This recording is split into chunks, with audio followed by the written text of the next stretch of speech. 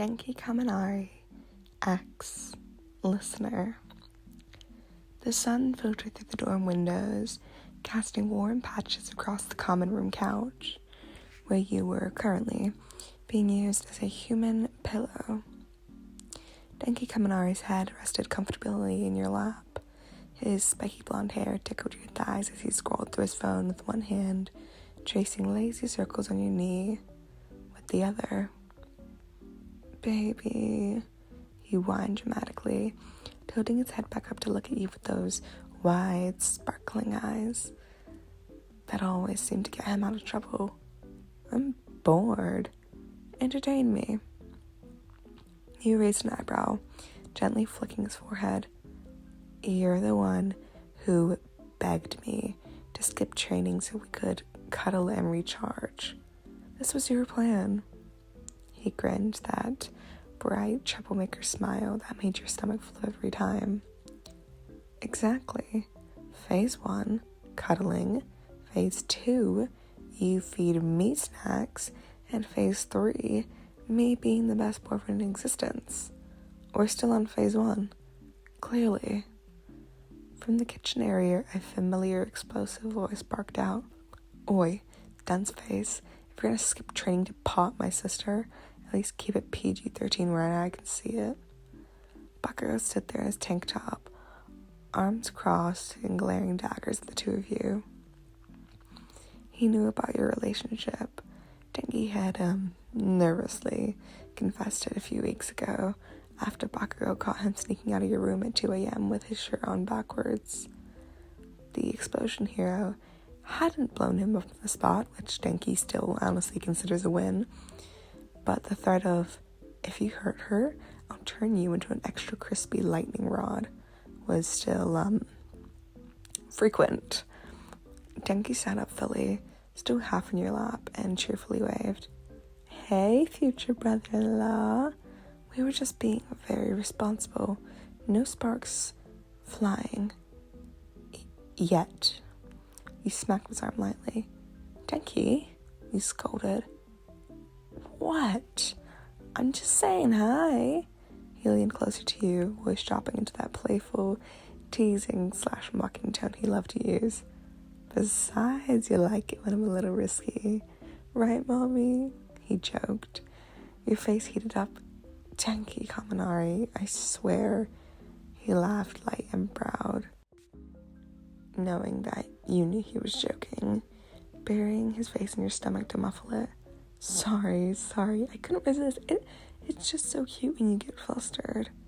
Bakugo made a loud, exaggerated gagging noise from the kitchen. "God, I'm gonna puke. You have that weird shit in your room, Pikachu." "Roger that, Kachan," Denki called back, saluting lazily before flopping back down into your lap. Once Bakugo turned away to aggressively chop vegetables, probably imagining they were Denki's head, your boyfriend looked up at you softer this time.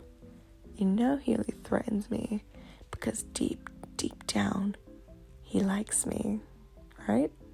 he whispered. Deep, deep, deep down," you agreed, running your fingers through his hair. "Like, deep, deep."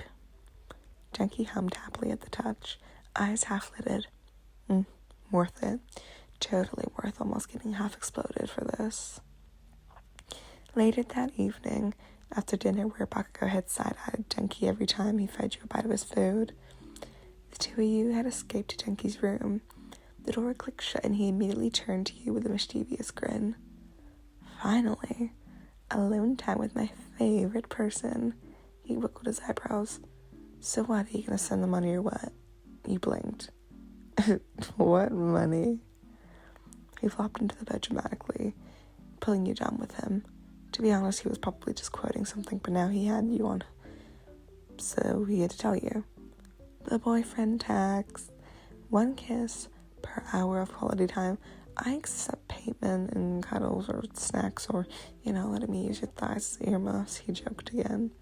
You laughed, shoving his shoulder. "You're such a dork." "Your dork, though," he corrected, rolling over so he was hovering above you. Careful not to put too much of his weight on you. His expression shifted from playful to serious, something warmer and genuine. Seriously though, thanks for putting up with me and your brother's death glares. I know it's not always easy, dating the class idiot. You chuckled, reaching up to cup his face. You're not an idiot, he said softly. And you're smart in ways that matter. And you make me laugh every day, even if you're being ridiculous. Denki's cheeks flushed pink over his sight without him short-circuiting. Damn, that was smooth. You sure you're not the one with the electricity personality?